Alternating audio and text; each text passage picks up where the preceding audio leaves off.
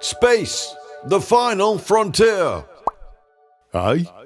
Home of crabs, goats, and suspicious-looking maidens brandishing wheat. But astrology is more than a celestial zoo. It's history, with Babylonians staring at the sky because Netflix hadn't been invented yet. It's mythology, gods sneaking around disguised as swans so they can get nookie.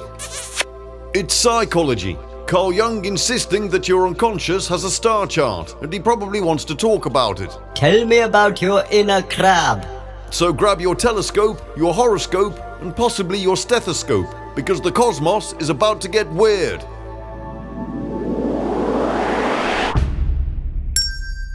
It's a new era at Kippy's Quest. We're moving on to all things celestial and astrological. We're going to be looking at history, mythology, psychology, relationships, and of course we'll be delving into all of the correspondences. This is a channel all about ceremonial magic, and you better believe that astrology is a big part of that. So I'm going to be making a video on each of the zodiac signs and planets in this series, and right now I wanted to do an overview of everything that we're going to be including in each of those upcoming episodes. Everything from the modern practice all the way back thousands of years to the ziggurats of Babylon, where astronomer priests first looked up and said, "That shining thing in the sky must mean something." But before we get going, I'd just like to do a quick introduction. A brief explanation of astrology. At its core, astrology is a symbolic map of the heavens that mirrors patterns on Earth. For thousands of years, people have looked to the skies, not just for navigation, but for meaning, seeing the planets and stars as archetypes that influence cycles of history, psychology, and ritual. The zodiac signs and planets are like characters in a cosmic play, each with their own traits and domains. Venus embodies attraction and harmony, Mars embodies will and conflict, Mercury carries messages and movement, and so on. But rather than a simple personality quiz, these are mythic forces that show up in your life, your psyche, and your practice. In ceremonial magic, astrology is like a cosmic timetable. It tells you when certain energies are most accessible and how to align your work with them. Whether it's choosing the right planetary hour, charging a sigil, or just knowing when not to start something big, it's all about speaking the same symbolic language as the unconscious. Now I feel that it's important to point out that as far as I'm concerned, all of this is symbolic rather than deterministic. I see it as more like a map than a script. After all, the goal of the ceremonial magician is to understand these things and take control of them. Aleister Crowley defined magic as the art and science of causing change to occur in conformity with will, so it's important that we don't take a fatalistic view of what the stars have to say. I was watching a DAMIEN ECHOLS video recently about why we perform magic, and he said, "Will is the deep current of your being, the blueprint for what you can become. As a practitioner of the occult, the execution of your will comes before all other things. Whether it's a tarot reading or a horoscope, these are only tools that we use to assist us in accomplishing the great work." Now, to many people, this particular field of study is considered to be a load of old nonsense that's peddled by con men and shakedown artists, telling you that you're going to meet a tall dark stranger, win the lottery and fart unicorn dust all in the same day. Of course, this is done in an effort to relieve the weak-minded of their hard-earned cash.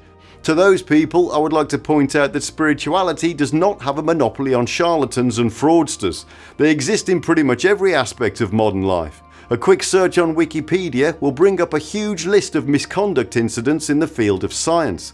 And don't even get me started on finance, politics and religion. But we can't judge an entire community based on the actions of a few bad apples. To other people it's seen as little more than pop psychology, vague passages in magazines that are so arbitrary they could apply to anyone.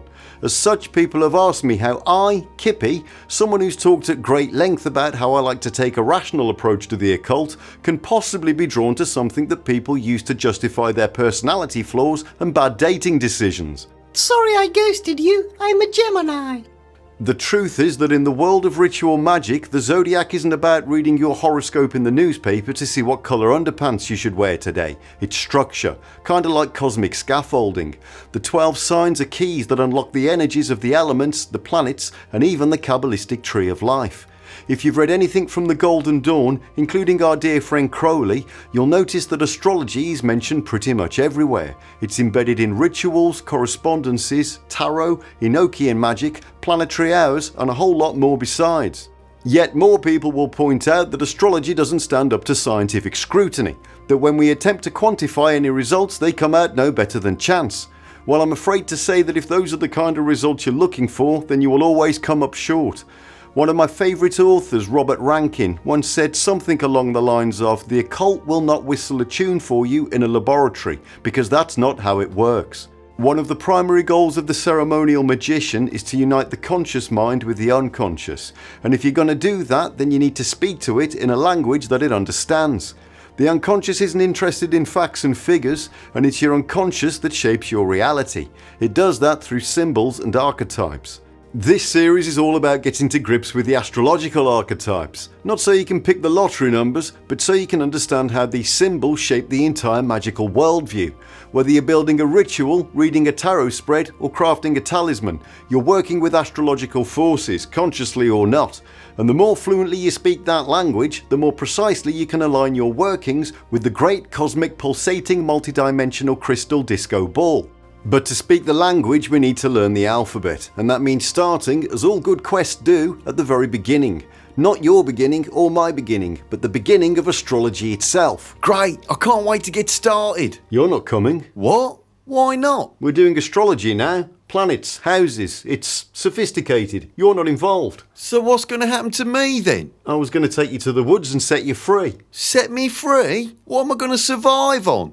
Moss? Moss? I've got very specific dietary needs. I can't live on moss. Look, I'm sure you'll be fine. It'll be like an adventure that lasts forever. You're going to regret this. I've got Mercury in my corner.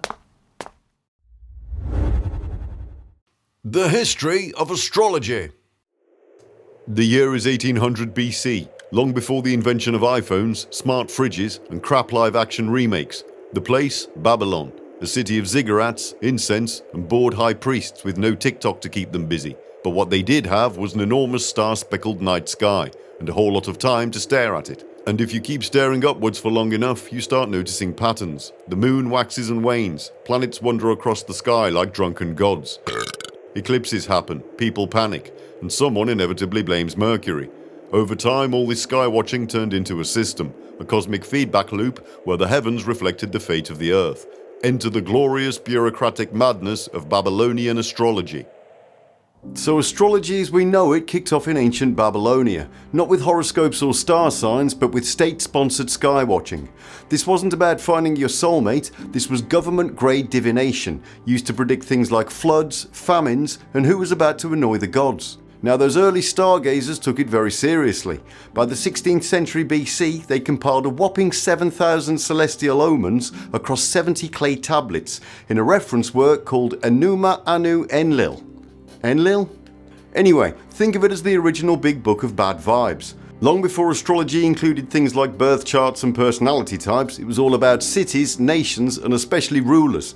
If the moon did something weird, that could mean danger for the king. The solution? Well, sometimes they'd appoint a fake king for just long enough for him to absorb all that dodgy moon juice, and then quietly sack him off so the real king didn't get cursed. The sky was also a cosmic calendar, kinda like a seasonal to-do list. It told everyone when to harvest the crops, dig the ditches, sacrifice the goats if Venus started sulking.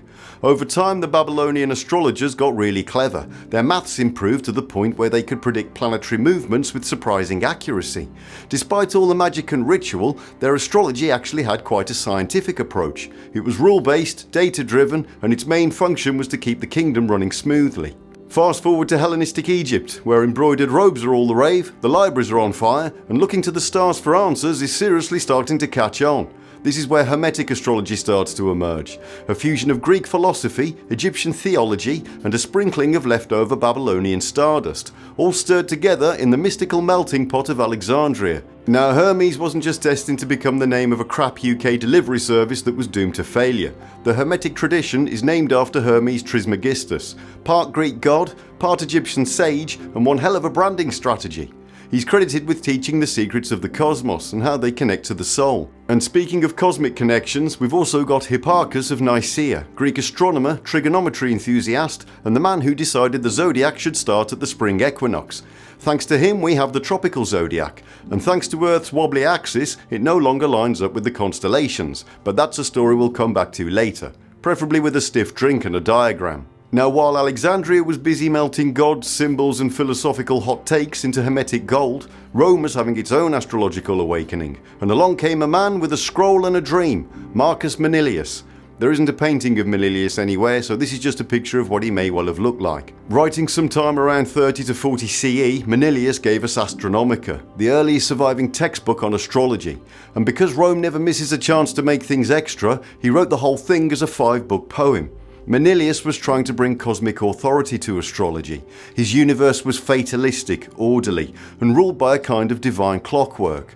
He didn't believe the stars were just up there twinkling for fun, he thought they were charting out your fate. No free will, just a big, glittery, predestined story in the sky. But while Manilius was waxing lyrical about destiny, another thinker was waiting in the wings, a man who really wanted astrology to sound respectable at dinner parties. Enter Ptolemy. Writing around 150 CE, this Greek-Egyptian brainiac gave us the Tetrabiblos, a 4-volume textbook that became the astrology manual for over 1,000 years. He framed astrology as a rational natural phenomenon, laying out systems of planetary rulership, essential dignities, and he tried to explain how the planets could influence Earth. Ptolemy ditched the poetic vibes and took a more scientific approach. The wrong scientific approach, as it turns out, because he thought the Earth was at the centre of the solar system. This obviously appealed to the egos of emperors, popes, and anyone who thinks their birth chart is more important than gravity. Thanks to him, the Ptolemaic model became the dominant cosmological theory in Europe, until Copernicus came along in the 16th century and said, "Actually, what if the sun's in the middle?" After the fall of Rome, astrology's survival owed a lot to the scholars of the Islamic Golden Age. In the 9th century, Abu Mashar al-Balkhi became one of the most influential astrologers in the world, blending Greek, Persian and Indian traditions. His works were translated into Latin and shipped back into medieval Europe, where they became the core university textbooks. But astrology didn't stop evolving there. Fast forward to the Renaissance and along comes Heinrich Cornelius Agrippa, wizard, philosopher and part-time heretic. His 3 books of occult philosophy pulled together astrology, alchemy, Kabbalah, and enough planetary magic to make the Inquisition very nervous. Agrippa saw astrology as a way to work with the stars, ritually, symbolically, and all while wearing an interesting collection of hats. Now in this section we're going to be looking at the historical references to each of the zodiac signs and planets, because while your modern horoscopes might tell you that Scorpios are intense and Libras are flaky, these ancient sources were working with entire cosmological blueprints that tried to explain the whole universe. We'll be looking at these authors as well as some others such as John Dee, Eliphas Levi, and we certainly can't leave out Nostradamus. But before we move into birth charts and planetary dignities, we need to take a little detour into mythology. Behind every sign and every planet is a story, a drama or a scandal. A cosmic movie starring angry gods, shape-shifting weirdos and at least one bull. Let's crack open the scrolls and meet the stars of the celestial stage. The mythology of astrology. So far we've talked about the characters in history who developed the art of astrology. The priests, the poets, the philosophers with impressive beards. But what about the characters in the sky? Well, this is where we read the pages of the great celestial storybook, packed with divine drama, philosophical metaphors, randy gods turning themselves into swans, and enough parental trauma to fill a Greek tragedy festival. Every zodiac sign and planet has its own myth, and we're going to be diving into those in the individual videos. But first, let's zoom out and look at the bigger mythological frameworks behind the entire astrological system. Before we can understand why Aries is headbutting the furniture, we need to know what kind of universe they were born into. In the Hermetic worldview, the cosmos is a living divine organism. In this philosophy, the stars are much more than rocks and balls of gas flying through space. They're symbols, emanations, part of a massive breathing soul. Humanity was made in the image of the divine, and it is influenced by the heavens because everything is connected. As above, so below. Then you've got the Pythagoreans and the music of the spheres. They believe the planets were literally singing as they moved through the sky. Divine harmonies vibrating through the cosmos. In this worldview, astrology goes way beyond fortune telling. It's listening to the song of the soul through the dance of the planets. It was said that we couldn't hear it because it was too pure for mortal ears, but they assured us it was there, tuning the universe like a giant cosmic harp. However, thanks to the miracle of modern science and a method called sonification, we can now hear what the universe actually sounds like. Let's check out the celestial beauty in the music of the romantic planet Venus.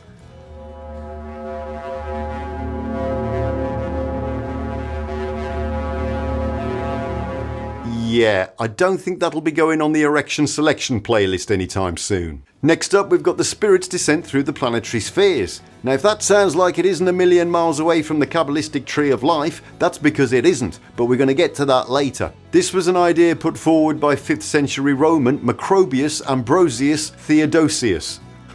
You gotta love those Roman names. Anyway, he gave us a stunning image. When a soul is born, it descends through the planetary spheres, picking up characteristics from each one, like a magical game of cosmic dress-up. Pass through Mars and get a dose of action, drive and strength. Pass through Venus, pick up charm, longing and a strong desire to watch rom-coms. The last stop is the Moon, where the memory is wiped clean and poof, you're born. It's a record of your soul's astral journey into incarnation. And of course, we can't possibly forget the Greek gods themselves. The planets are literally named after them, and the zodiac signs are soaked in their dramas. Leo, for example, comes from the Nemean lion that Hercules had to wrestle as part of his labours. To celebrate his victory, Zeus used the lion to create the Leo constellation. It was fierce, terrifying, and absolutely full of main character energy. Just like most Leos. What about my sign, Capricorn? Well, that's Amalthea, the go-to suckled baby Zeus. Or in another version, it's Pan diving into a river mid-panic and transforming half his body. So whether you're looking at the stars through a philosophical lens, a poetic one, or just as a really ancient Olympian soap opera, mythology gives astrology its narrative backbone and tells us the story behind the symbols. Behold, I am Astroman, expert on the movements of the celestial bodies and how they influence our onions. What a lucky coincidence! I just happened to be making a series on astrology. I know, I saw it in your stars. Well, perhaps you can help me out. If someone has Jupiter combust in their 12th house, ruling their 6th, and it's square to Mars in Gemini, what would you recommend for their next solar return? Has it got something to do with custard? Look, you're fooling no one. What are you even wearing? This is my ceremonial astrological regalia. I'm now fully qualified to talk about the stars, the planets, and the impact on your life.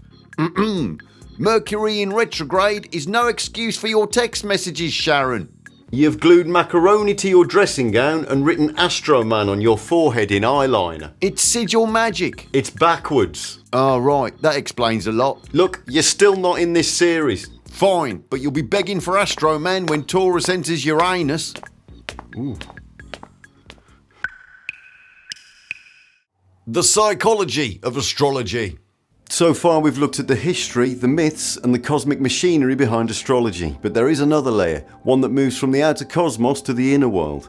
In this section we're going to look at how these myths turned into archetypes and how the gods of Olympus have hidden themselves away in your subconscious. If you're anything like me, then you're probably not too keen on the idea of fate or divine sky scripts, but astrology still holds enormous value as a language of the psyche, kind of like a symbolic map of our inner language. And no one made that case more powerfully than Carl Gustav Jung, the Swiss psychiatrist who gave us the idea of the collective unconscious and the feeling that our dreams might be judging us. It's important to point out that Carl didn't look at astrology as a science in the modern sense, but he did see it as psychologically meaningful, a symbolic system that mirrors the deep structures of the psyche. In his words, astrology is the sum of all the psychological knowledge of antiquity. Now, I've talked at great length on this channel about how I believe we've inherited certain ideas down the generations. I use the example of how pufferfish make those geometric patterns on the ocean floor without ever being taught how. That information is just encoded into their DNA, and I look at archetypes in the same way. They're the primary examples of certain concepts, and they belong to all of us. Jung believed that astrology works because it speaks the same symbolic language as the unconscious. Just as dreams and myths use archetypes to express deep truths, so does astrology. In this sense, a natal chart doesn't predict events, but it reveals the psychic structure of a person. So that's our tensions, our potentials, and our hidden dynamics. This all falls in line with Jung's theory of the collective unconscious and his idea of synchronicity, or the meaningful coincidence. He used this to explain how these celestial symbols might line up with life events without needing a physical cause. So in this section we're going to be exploring how each of the signs and planets reflect our inner archetypes rather than our outer traits. It's going to be less about Virgos being neat freaks and more about how Mercury is your mind moving through the world and connecting with people. Right, I'll be off then, shall I? Okie dokie. Yep, I'm definitely going now. Really? It doesn't look like it. You're still here for starters. Okay, thank you for all the good times. I'll be on my way now. Oh, fool. Yeah? Can you take the rubbish out? Right. Okay then. Oh, for goodness sake, this is ridiculous. Of course you can't get rid of the fool. Why not? Because you still haven't finished the fool's journey. Oh. Fine, you can stay. Yeah, brilliant. It's going to be amazing. I can help you learn all about the crab and the lion and the hedgehog, and I can do a whole journey through the zodiac and planets. It's going to be so cool. I can't wait to get started. Are you all right? Understanding the Natal Chart. So now that we've explored the history, myths and psychology behind astrology, it's time to get a bit more practical. If mythology gives astrology its story and psychology gives it depth, then the natal chart is the actual map, the part where the tyre hits the road, or rather where the planets hit your personality.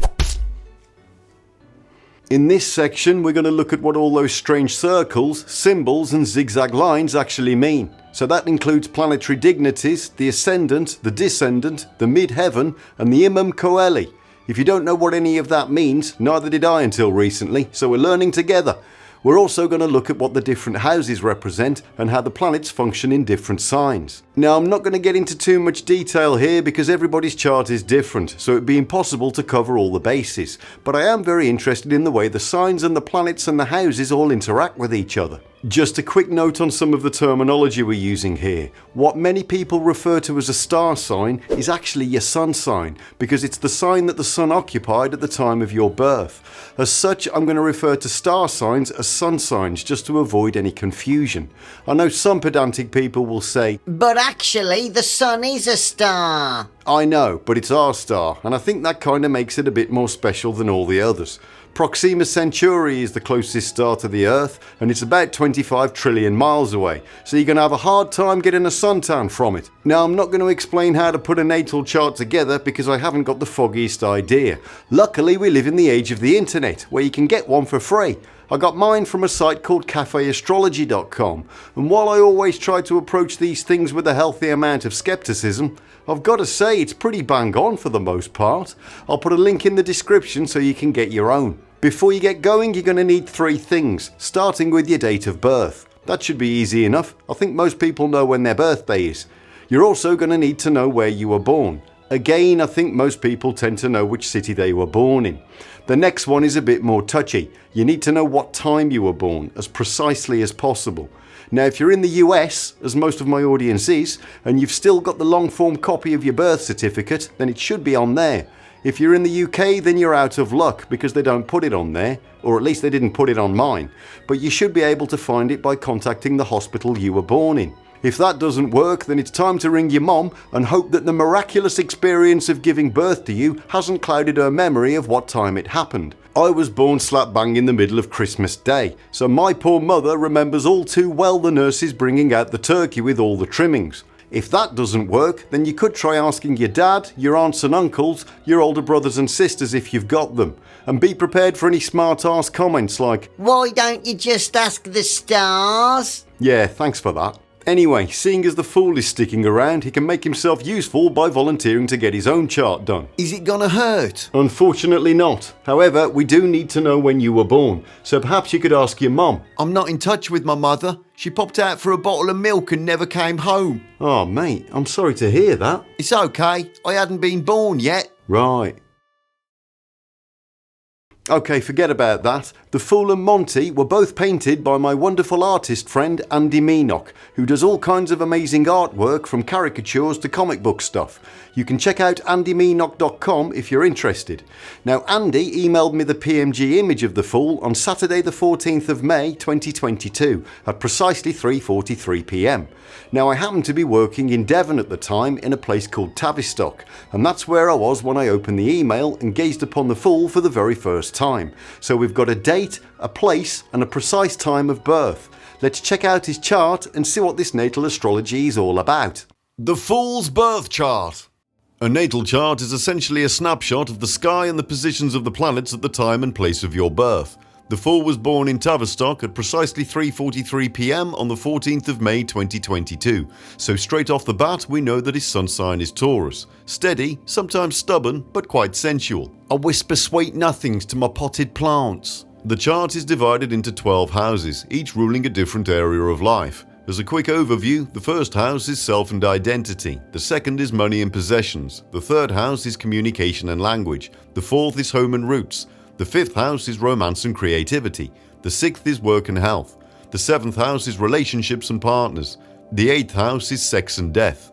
Interesting combination there, but it also represents transformation, so I think it connects to the tarot card, minus the rumpy pumpy. Anyway, the ninth house is religion, philosophy and learning. The 10th is career and reputation. The 11th house is friends and community. And finally, the 12th house is seclusion, secrets and the subconscious mind. So that's the houses, and around the edge we've got the zodiac signs. We begin with the ascendant, which is the sign that was rising on the eastern horizon when you popped into the world. It's the starting point of the chart and rules the first house. It describes how you present yourself to the world, your style of approach, and the mask you wear in new situations. For the Fool, that's Virgo, which means his chart begins with a careful, analytical flavour. Though in his case, careful might be a stretch. I always wear a helmet and knee pads when I go swimming. The Descendant is directly opposite the Ascendant on the western horizon. It rules the 7th house and tells us about partnerships, relationships, and the qualities we often seek in others. For the Fool, this point is in Pisces, meaning that he might be drawn to people who are dreamy, artistic, or possibly just prone to wandering off. My ex said she needed space. Turns out she meant a different continent. The midheaven, or MC, is at the very top of the chart and marks the point in the sky where the sun would be at its highest if it were midday at your birth location. It's linked to the 10th house and represents career, public reputation and life direction. The Fool's midhaven is in Gemini, which suggests versatility, adaptability and perhaps a career involving communication, or just talking a lot. I can talk to anyone, even when they ask me not to. The Imam Coeli, or IC, is at the very bottom of the chart, opposite the midheaven and marks the point in the sky directly beneath your feet, where the sun would be if it were midnight at your birth location. It's tied to the 4th house and speaks to your roots, home life and private self. The Fool's IC is in Sagittarius, hinting at a home base that's colourful and maybe a little unconventional. I've got a very Sagittarius bedroom. You need a map to find the bed. Inside the wheel are the planets. The Fool's Sun is in Taurus in the 9th house, stubborn but curious, with a taste for learning and adventure. His moon is in Scorpio in the 2nd house, emotionally intense, especially about security and stuff that he owns. Keep your hands off my turnips. Mercury in Gemini makes him quick-witted. I can answer a question even before I've understood it. Venus in Aries makes him bold in love. I once proposed to someone at the gym. It didn't work out. Mars in Pisces gives him a gentle, sometimes indirect approach to action. People get angry at me for being lazy. Don't know why. It's not like I've done anything. The lines in the middle are aspects, the angles between the planets. They show how these energies work together, or don't. The Fool has a Sun sextile Neptune, which adds imagination and empathy, but also a Sun square Saturn, which means he can get in his own way. I once tripped over my own shadow. We can also check planetary dignity, whether a planet is in a sign it rules, is exalted, or in a sign it finds awkward. Think of it as whether it's on home turf, in a luxury hotel, or stuck on someone's sofa. For example, Venus is in Aries here, not her most comfortable spot, so relationships might be a bit fiery or impulsive. I got a tattoo of her name. Probably should have asked her out first. So between the houses showing where life's action happens, the signs showing how it plays out, the planets showing what kind of energy is involved, and the aspects showing how those energies get along, the chart becomes a full cosmic snapshot of a person. Put it all together and you get a symbolic map of the Fool's personality, habits, strengths and challenges. A cosmic selfie taken the moment he arrived on Earth. People who take selfies need to take a good look at themselves. Personality in astrology.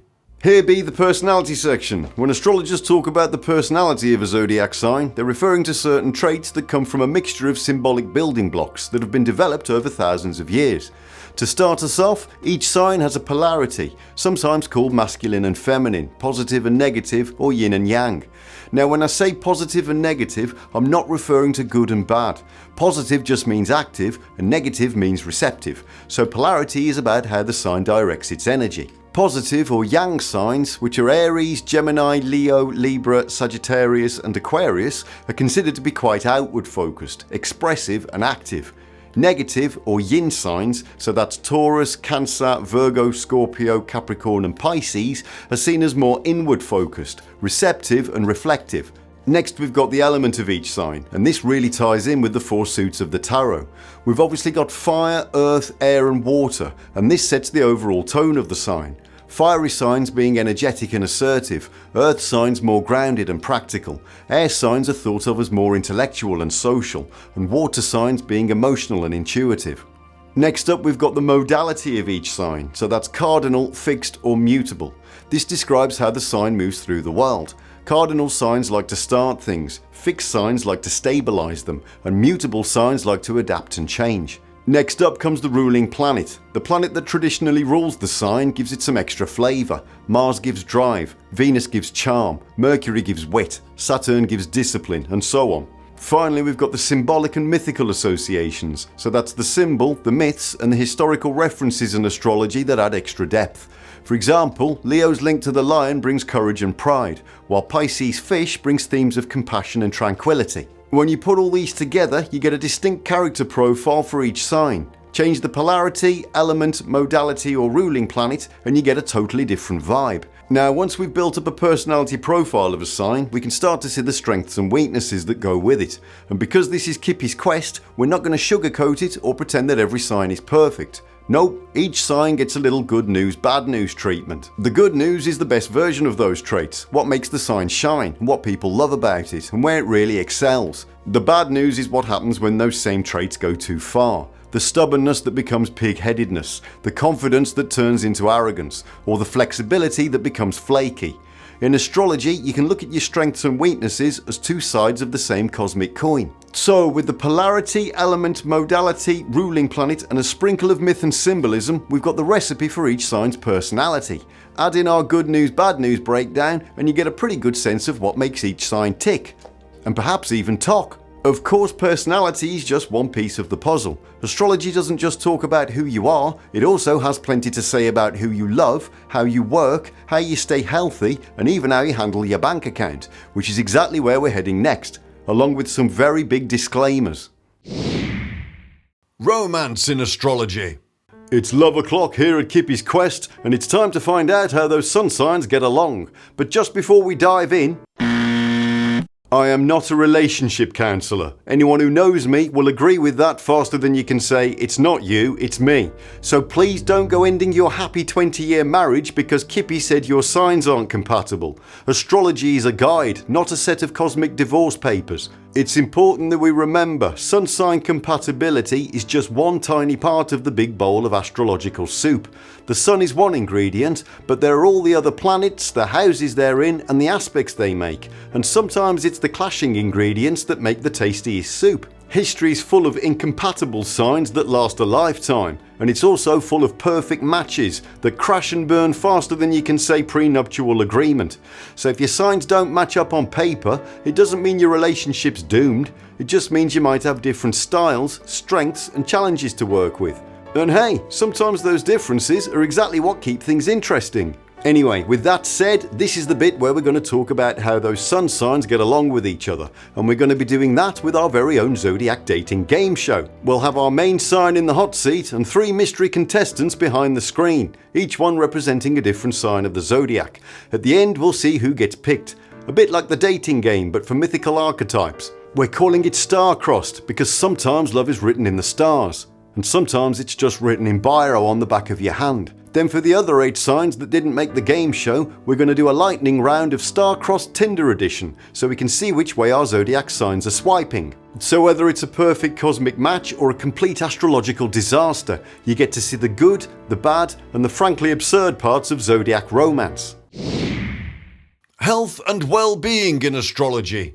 This is the part of the show where we look at how the zodiac has been linked to health, fitness, and general well-being over the centuries. But before we begin, I am not a health professional. In fact, I've been described as a walking collection of bad habits, the kind of person your doctor warns you not to be. So please don't take anything I say as medical advice. This is for entertainment, curiosity, and maybe a little bit of historical weirdness. Back in the ancient and medieval world, people believed that our health and well-being was governed by the planets and the stars. This partly came about from witnessing the effect of the moon on the tides. They assumed that the same thing was happening to the fluids in our bodies. From here they theorised that different parts of the body were ruled by different zodiac signs. This led to one of the strangest medical charts in history, the Zodiac Man. This was originally put forward by Manilius in Astronomica, who said, "Now learn how the parts of the human frame are distributed among the constellations, and how the limbs are subject each to a particular authority. Over these limbs, out of all the parts of the body, the signs exercise special influence. The ram, as chieftain of them all, is allotted to the head. The bull receives as his estate the handsome neck." So Aries gets the noggin, Gemini gets the donnies, which makes sense because there's two of them. Scorpio gets the wedding tackle. No surprises there. Don't ever ask a Scorpio for a go on his telescope. I'm Capricorn, so what do we get? The knees. Anyway, it goes all the way down to Pisces at the Trotters. These days we tend to look at this as little more than a historical oddity, but in medieval times this was the secret source, and it wasn't just the human body they linked to the stars. Astrology was used to explain all sorts of medical mysteries. Take the Black Death for example. In 1348, the Faculty of Medicine in Paris released an official report on the plague. Their conclusion was that it was the result of a rare triple conjunction of Saturn, Jupiter and Mars in the sign of Aquarius, combined with a rather nasty solar eclipse. Apparently this celestial combo corrupted the air and brought pestilence down on Europe. Obviously we know today that it had a bit more to do with fleas on rats rather than Mars in Aquarius, but at the time this explanation wasn't unusual. The stars and planets were part of the medical textbooks. Back then it told you everything from when to schedule your bloodletting to how many leeches to put down your trousers. Wealth and careers in astrology. Now we come to the part of the show where we look at what the stars might have to say about your money and your career path. But just before we do, I am not a financial advisor. If you saw the state of my finances, you would be very aware of that fact. As such, please do not make any investment decisions based on any of the cobblers that I come out with.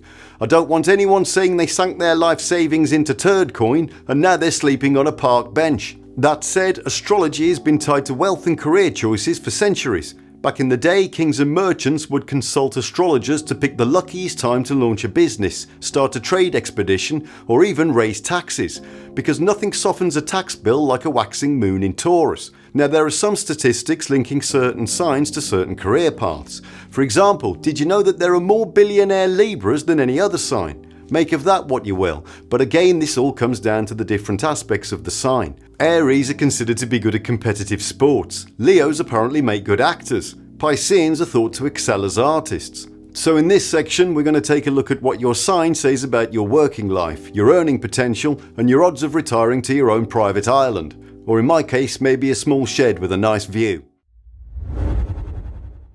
Astronomy and astrology.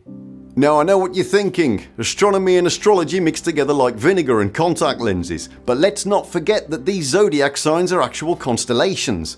Take a look at the stars which make up Cancer and you'll see straight away that it's a dead ringer for a crab. Yeah? These are all real star groupings that you can look up in the night sky, even if the actual shapes require a bit of imagination. We should also remember that astrology and astronomy used to be very happy to share the same bed, with such scientific luminaries as Copernicus, Galileo, Kepler and even Isaac Newton all said to have dabbled. Well, here at Kippy's Quest we're bringing them back together again, because I think it's cool to look at the actual constellations and see where they are in the night sky. Now they might not be where you expect them to be, because things have changed a little bit since the days of Manilius and Ptolemy. The main method of Western astrology goes by what's called the tropical zodiac, which locks the signs to the seasons rather than the stars.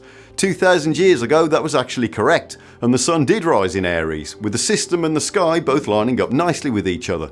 However, thanks to something called axial precession, which is basically the way the Earth wobbles on its axis, the equinox point has been drifting backwards through the constellations at a rate of about 1 degree every 72 years.